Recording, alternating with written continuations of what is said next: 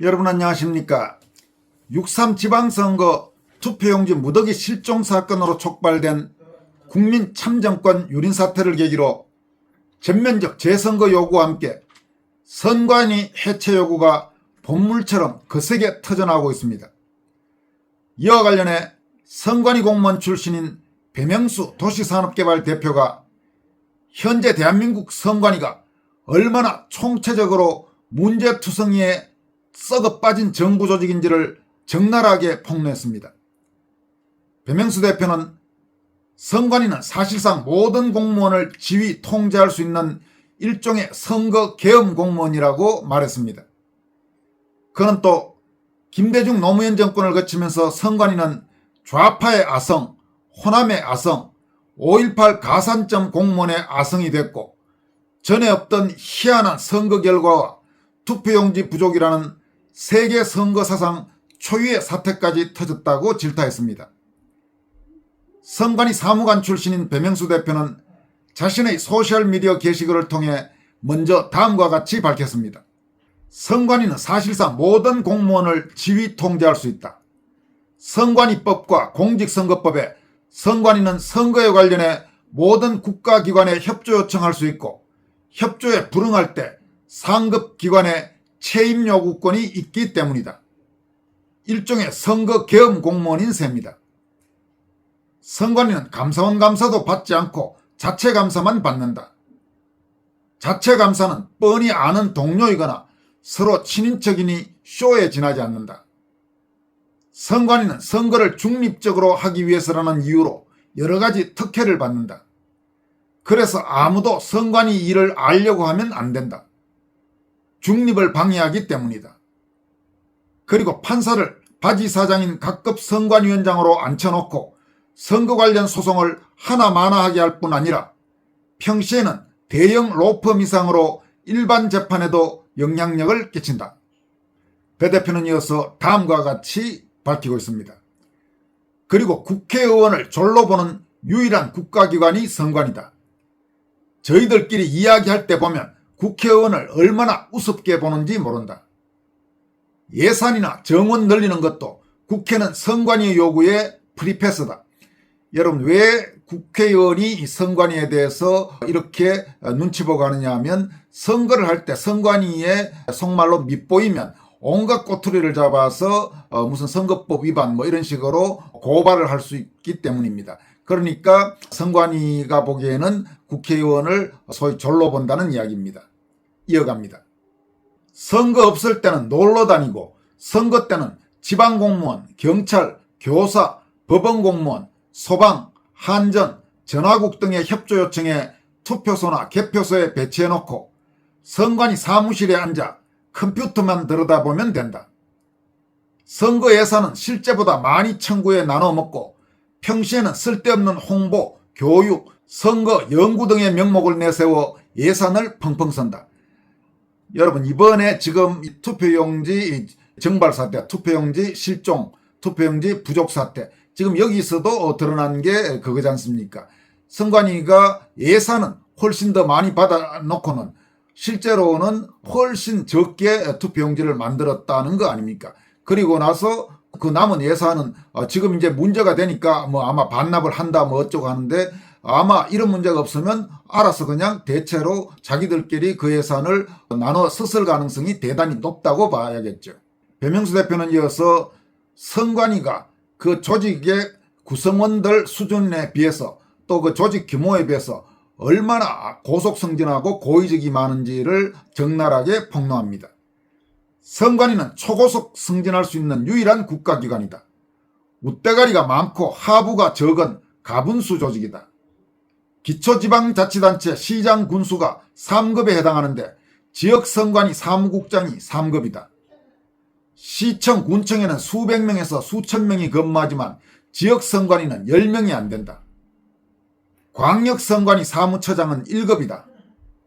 광역지자체 즉 시도는 1급의 행정부지사가 있을 뿐이다. 중앙선관위에 가면 장관급이 2명이나 있다. 상임위원과 사무총장이다. 1급은 10수명이다. 타부처에는 몇 명밖에 없는 1급이 선관위는 중앙과 지방에 모두 수십 명이나 된다. 여러분 이렇게 지금 고위직이 많은데 실제로 또 그러면 선관위 공무원들의 수준은 어떠냐면 여기는 소위 행정고시 출신이 아주 눈을 씻고 찾아봐도 얼마 없는 그런 조직입니다. 지금까지 보면 선관위 사무총장 무슨 또는 상임위원 이런 장관급 자리에도 올라간 사람들을 보면 고시 출신은 거의 없습니다. 그러니까 다른 조직과 비교해서 참으로 엄청난 특혜를 받고 있는 공무원 조직이라고 할 수 있습니다. 배 대표는 이어서 선관위가 어떻게 만들어졌고 그동안 어떻게 변질됐는지를 다음과 같이 지적합니다. 자유당 정권 때 부정선거가 있었다. 그걸 방지하기 위해 만든 게 선관위다. 당시 시대 상황이 그렇다 보니 선관위에 너무 많은 특혜를 몰아주었다. 그래도 20여 년 전까지는 놀고 먹는 건 지금과 비슷했지만 선거 관리는 엄정 중립에 철저했다. 그러던 것이 김대중 노무현을 거치며 선관위가 좌파의 아성, 호남의 아성이 되었다. 또 5.18 가산점 공무원의 아성이 되었다. 그리고 전에 없던 희한한 선거 결과가 나오기 시작했고 급기야는 투표 용지 부족이라는 세계 선거 사상 초유의 사태까지 터진 것이다. 이게 자유당 때 선거 부정을 막기 위해 만들었다는 헌법기관 선관위의 변천사다. 이렇게 지적했습니다. 배명수 대표는 또 별도의 짧은 게시글을 통해서는 선관위 개혁에 있어서 제일 중요한 것은 법원과 선관위를 분리하는 것이라면서 지금은 선거관리에 문제가 있어 소송을 해도 선관위원장이 판사들이니 하나마나한 소송이 되고 만다라고 밝혔습니다. 여러분도 아시다시피 한국에서 선관위의 선거관리 공정성에 대한 의혹이 본격적으로 제기된 시점은 바로 2020년 4.15 총선이었습니다. 이와 관련해서 김민전 국민의힘 의원은 4.15 총선 후 김종인 비대위원장 체제에서 이 문제를 제대로 추궁하지 못했던 점을 지적하면서 그런 면에서 현재 선관위와 유착되지 않은 야당 지도부, 즉 장동혁 지도부가 선거의 공정성과 투명성 확보를 위해 나서는 것은 정말 다행한 일이라고 밝혔습니다. 김민전 의원은 2020년 총선은 투개표에서 이상현상이 폭발한 해였다라면서 그 당시 상황을 몇 가지 정리했습니다. 첫째, 분류기의 소위 오류 이렇게 물음표를 했습니다. 분류기의 오류로 인해 공주, 부여, 청량지역구에서 당락이 바뀔 뻔했다. 정진석 후보가 개표에서 패배했으나 매의 눈을 가진 참관인이 정 후보의 표가 민주당 쪽으로 들어간다고 거칠게 항의했고 재개표 결과 정 후보가 승리한 것이다. 둘째, 사전투표에서 민주당의 지지율이 갑자기 전국적으로 폭등한 선거였다. 지금은 사전투표가 문제가 있다고 생각한 보수 유권자가 사전투표를 하지 않기 때문이라고 할 수 있겠지만 2020년만 해도 그런 인식이 없을 때였다.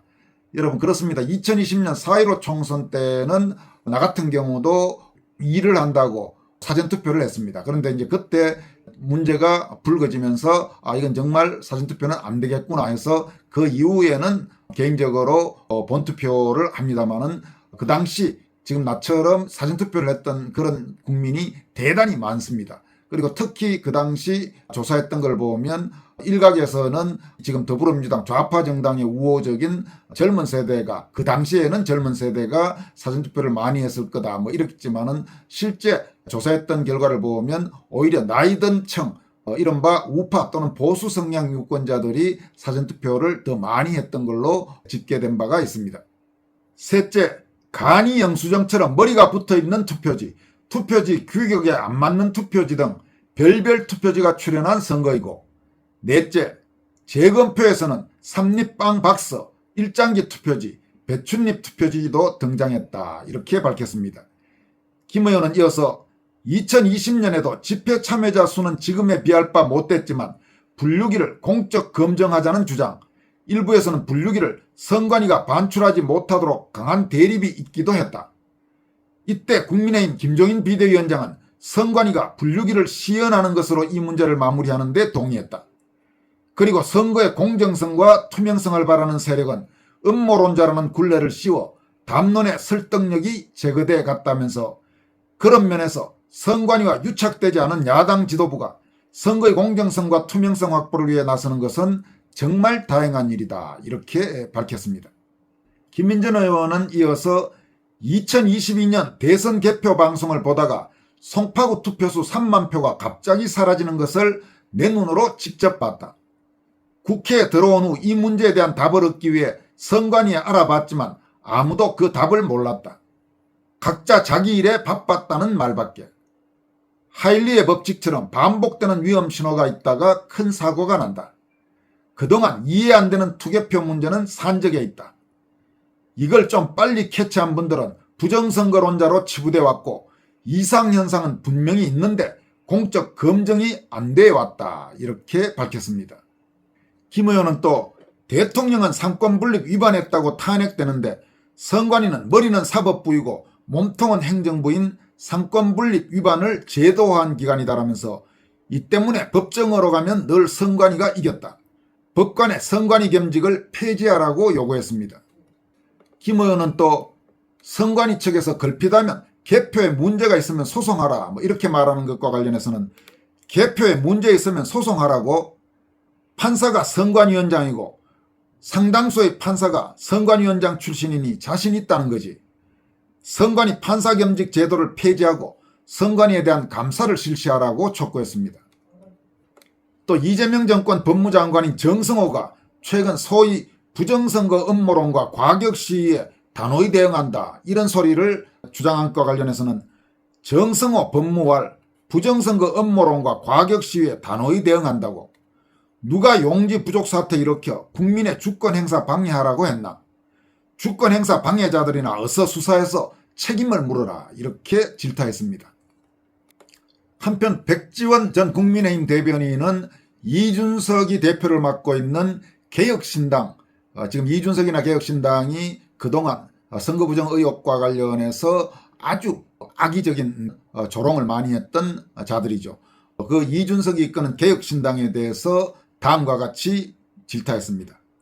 선관위 비판하는 국민을 갖은 헌어로 조롱하던 개혁신당. 음모론이니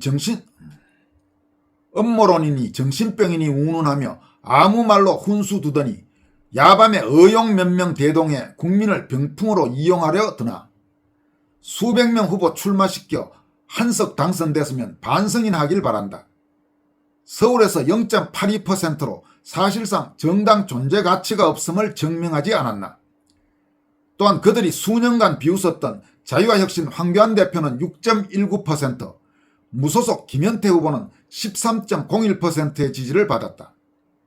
반국가 세력인 진보당은 그들 즉 개혁신당의 40배에 달하는 41명의 당선인을 만들었다. 국민 팔아서 심폐소생이라도 해보겠다는 심산이었다면 부끄러운 줄 알아라. 지금 상황이 장난으로 보이나? 국민은 당신들 숟가락 얹으라고 모인 것 아니다.